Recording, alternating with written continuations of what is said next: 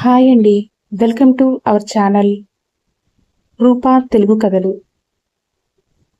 ఇందులో నేను రాసేవి అన్నీ నా సొంతంగా రాసుకున్న కథలు. కాబట్టి దయచేసి ఎవరు కాపీ చేయకండి.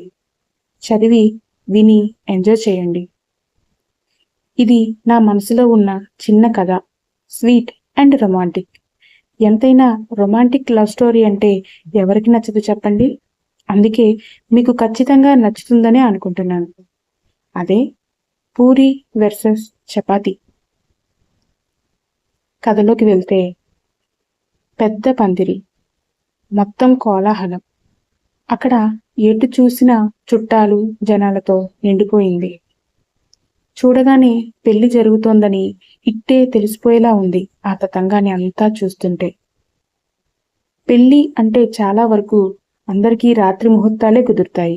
కానీ ఈ పెళ్లికి మాత్రం పగలు 10:30కి ముహూర్తం కుదిరింది. ఒక పక్క పందిట్లో పెళ్లి హడావిడి జరుగుతూ ఉంటే, ఇంకో పక్క ఉదయం కాబట్టి చుట్టాలు అందరికీ టిఫిన్స్ వడ్డిస్తూ ఉంటారు.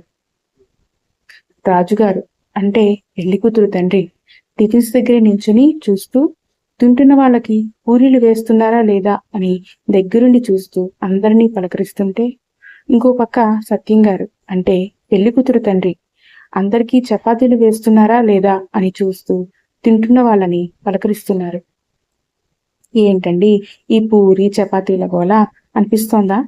మరి భోజనాల దగ్గర ఎందుకు? పెళ్లి ఇంట్లోకి వెళ్ళి తెలుసుకుందాం రండి.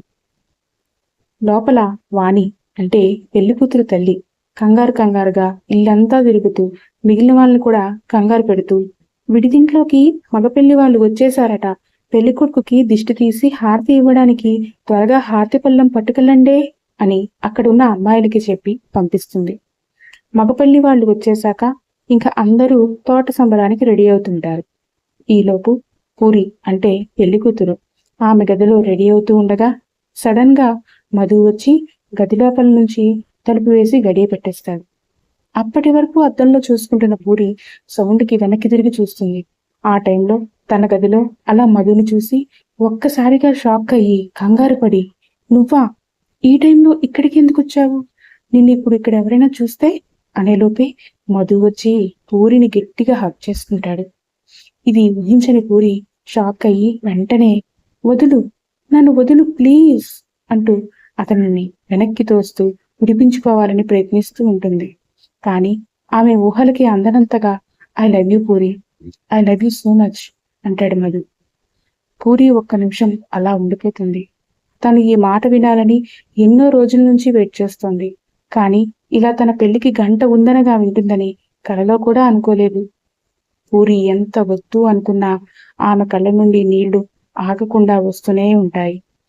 పూరి అయితే పెళ్లి కూతురు, మరి మధు ఎవరు? అయినా పెళ్లికి ఇంకా గంట ఉందనగా పూరికి ఐ లవ్ యూ ఇప్పుడెందుకు చెప్పాడు? ఇప్పుడు పూరి ఏం చేస్తుంది? నెక్స్ట్ పార్ట్లో చూద్దాం ఫ్రెండ్స్. ఈ కథ ఎలా ఉందో కామెంట్స్లో చెప్పడం మాత్రం మర్చిపోకండి. మీ రూపలావణ్య.